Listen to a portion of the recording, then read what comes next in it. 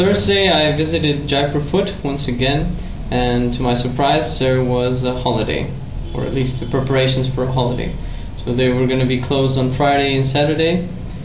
Thursday there were not many patients, about 6 of them. Nevertheless, it was interesting to observe what they were doing, and there were also some visitors at the center, so they kept the supervisors busy with a few questions, so I could also listen into what they had to say. I also had a brief talk with Dr. Mukul. She is a rehabilitation specialist and a technical consultant for Jaipur Foot. We discussed the 3 main issues of quality concerning prosthetic devices, which are actually connected to each other.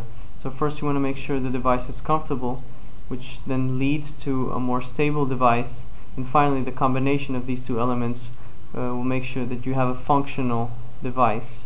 So when assessing the comfort of the prosthesis, the socket has to have a good fit.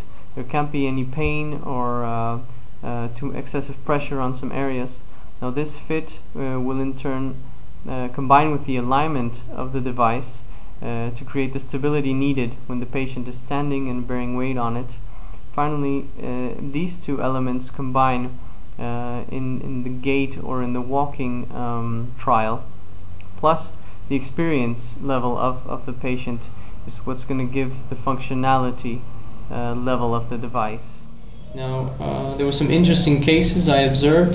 In general, the patients would come and they would discuss with the technician what was wrong with their device. The technician makes an adjustment, and then the patient tries it out, and they basically discuss if there is still any pain or discomfort, and what else the technician can do to get rid of this. But there was one case in particular that I want to talk about and focus on, because I think it really underlines the importance of a proper alignment during the fabrication process to guarantee quality during use. This is the case of a 17-year-old boy who, after 7 years, you can see his earlier prosthesis there at the bottom of the screen, comes back for a follow-up, and it's clear that these prostheses are not fit for him anymore. He's grown too much, so the technician goes ahead and makes the devices. She does some sort of a balance check without really measuring anything. It's just kind of looking at it and making some adjustments to the feet, and then asks the patient to wear them, to try them on. And as the patient begins to walk and bear some weight on it, you can see it's a little bit difficult. He's struggling. Here the supervisor's actually telling the technician what kind of adjustments are needed. But you can see the kid, he's struggling a bit to find his balance. In part it could be the lack of confidence due to the new height adjustment of these prostheses. Nevertheless, I think it's terribly difficult for the technician to understand the degree of modification the supervisor is asking, especially without something that could actually measure this modification. So the technician here, she's heating up the foot again, and to make the adjustments she's actually stepping on the device. She's really bending the plastic, but you know, how far do you have to bend it? Did she bend too much? I mean, this type of trial and error is what can really make the difference in the quality of the device. So if you have a more reliable system to make these adjustments, then you can somewhat guarantee that the device is going to be aligned properly.